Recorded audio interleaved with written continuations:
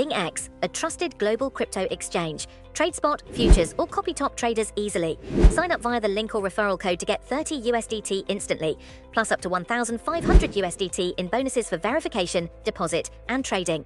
Sussan Ley faces mounting pressure as the Nationals have officially abandoned their commitment to net zero emissions. Following a decisive party room meeting on Sunday, the Nationals unanimously voted to scrap their previous targets, casting a shadow over the Liberal Party's ongoing deliberations regarding their own energy platform. Party leader David Littleproud announced a strategic shift, stating the Nationals will now prioritize aspirations over fixed targets, aiming to align Australia's emissions reduction efforts with those of other OECD nations. Littleproud expressed pride in the decision, asserting that regional Australia is being significantly impacted by the current energy policies, and that a more, better, cheaper, fairer way exists to achieve emissions reductions than the net zero goal. He confirmed that Sussan Ley had been informed of the Nationals' decision to abandon the 2050 target and emphasized his respect for the Liberal Party's autonomy in determining its own stance. Littleproud elaborated that the Nationals have established their position through a structured party process, which the Liberal Party has historically respected.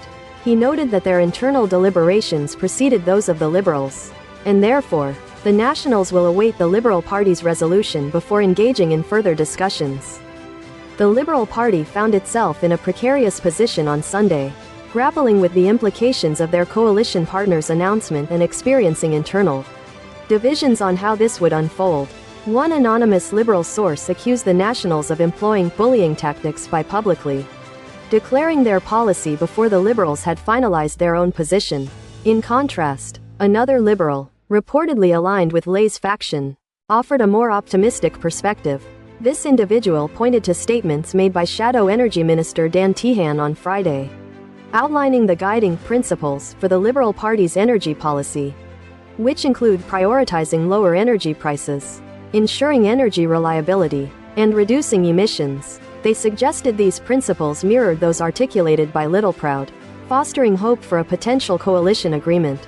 However, other Liberals, who requested anonymity, described the Nationals' preemptive announcement as not unexpected but not helpful, expressing less certainty about the two parties' ability to reach a unified stance. In defending the Nationals' decision, Littleproud highlighted Australia's current emissions reduction achievements, noting that Australia, responsible for just 1% of global emissions, has already decreased its emissions by 24% from 2005 levels, a figure significantly exceeding the OECD average of 14%.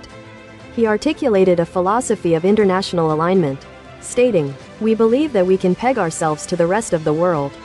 We're not going to be a laggard, but we're not going to streak ahead."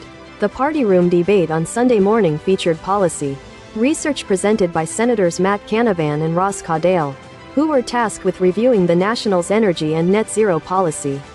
Their report, supported by modeling from the Page Research Center, recommended an emissions reduction trajectory of 2 to 9 million tons per year, with a strong emphasis on reducing energy costs. Notably, Barnaby Joyce was absent from this particular meeting. It is important to recall that the coalition had previously supported a net zero by 2050 target under former Liberal Prime Minister Scott Morrison in 2021, a target that was subsequently legislated by the Albanese government in 2022. Furthermore, Littleproud indicated that the Nationals intend to repeal the Climate Change Act. He clarified that the party did not discuss the possibility of Australia withdrawing from the Paris Agreement entirely. This significant development follows discussions among Liberal MPs and senators that took place on Friday. Earlier, Environment Minister Murray Watt had characterized the Nationals as the tail wagging the dog within the coalition, criticizing the situation where the National Party appears to be dictating terms to the Liberal Party, which claims to be the dominant force in their partnership. Watt drew a stark analogy, suggesting that entrusting climate and energy policy to figures like Matthew Canavan and the ghost of Barnaby Joyce would be akin to giving Dracula the keys to the blood bank. The Greens senator, Sarah Hanson-Young, delivered an even more scathing critique, labeling the Nationals' policy as a disaster that jeopardizes Australian lives. She argued that abandoning net zero means abandoning taxpayers, future generations, and vital investments, while also undermining Australia's credibility as a significant regional player. A move she believes will deeply anger Pacific neighbors who will view this policy